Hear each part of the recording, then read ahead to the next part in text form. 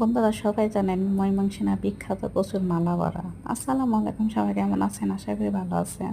তো বন্ধুরা আজকে আপনাকে দেখাবো কচুর মালা বড়া কীভাবে বানানো হয়। তো কচুর মালা বড়া কাটছে, কচুর মালা বড়াটা কাটছে কিন্তু ময়মনসিংহের লোকে। আর ময়মনসিংহের লোক এইসব বড়া বেশি খায়।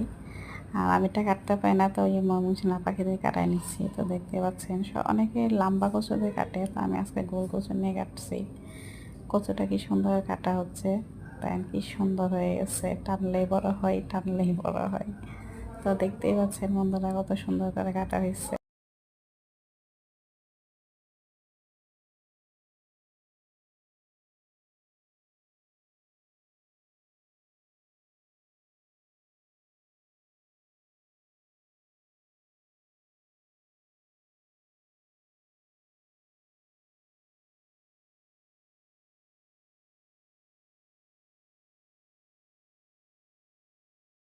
তো এটা হালকা গরম পানির মধ্যে দিয়েছি, লবণ দিয়ে একটু ধুয়ে নেব, কতক্ষণ ভিজিয়ে রাখা হয়েছে।